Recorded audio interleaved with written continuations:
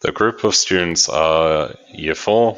Overall, the students perform well in mathematics, where they are capable of demonstrating base skills and understandings, enabling them to transfer this into areas of mathematics that are new to them. The overall behavior with this class is mixed, and some of the students will exhibit challenging behaviors. Some of the students with challenging behaviors that struggle with self-regulation will need additional support.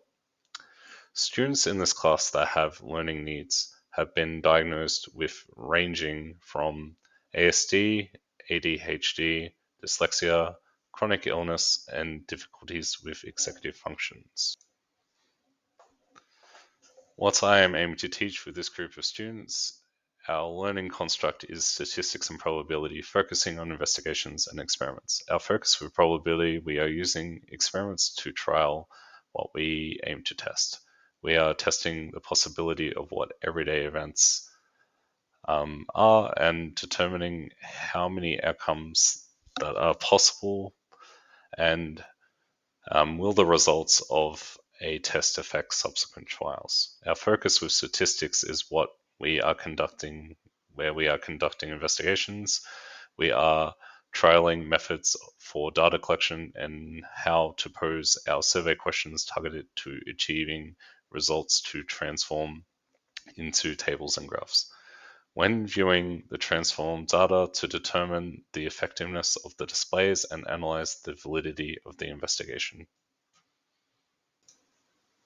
Links to curriculum. I've chosen to use the curriculum, the current version, in mathematics and statistics and probability. Then we're looking at data representation and interpretation for this unit by design. The learning objectives for data collection and investigations by posing survey questions and using recording sheets. Students select and trial methods for data collection. Transforming data using with and without technology, students can construct data displays to transform given or collected data using digital technologies. This data can be presented as tables, column graphs, or pictographs, and the transformed data can represent many data values. Analyzing the Gutman chart and viewing what students are ready to learn. Looking at my purple group, viewing where they are in the Gutman chart, there are opportunities to refine their learning with data collection investigations as our starting point in their development of skills and understanding statistics. With my blue group, viewing where the selection I made on the Gutman chart, their next step for learning is transforming data with and without technology. These students will be furthering their investigation by being able to analyze and generate graphs, to record frequencies, representation of categories, and percentages of the survey items displayed. For my yellow group, on viewing the Gutman chart, furthering their skills and understanding for data collection and investigations, allow for more responses to survey questions, expanding on their investigation results in more depth sets of data.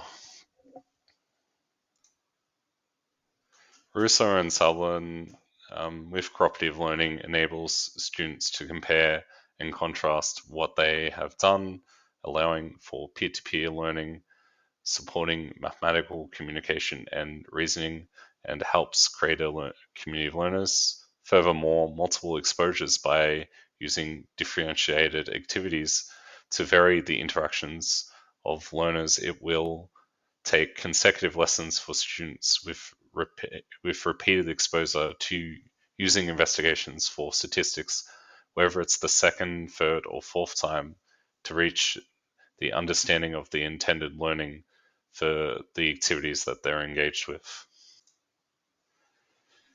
In B suggests the reasoning for developing and analyzing DP groupings as engaging in collaborative activities towards completing tasks with a specific goal. CDP in its theory lends to collaboration, and assistance leads to learners working together on a specified activity to be completed. The formative assessment strategies that I will be using: observation of students' progress, checklists of progression points and completion of activities and tasks, discussion with students on what they know and understand, group work. With summative strategies, I will be using collection of work and a sessional assessment. Almarod et al. When using assessment being informal, formal, formative, or summative, it must be clear to the mathematical learners to have a firm understanding of the information provided for each assessment and the feedback received in each session. The importance of receiving feedback allows students that have made mistakes or had misunderstandings to have opportunities to adjust their learning to support them in reaching the next step or in their developing their skills and understanding of the mathematical concepts they are working towards.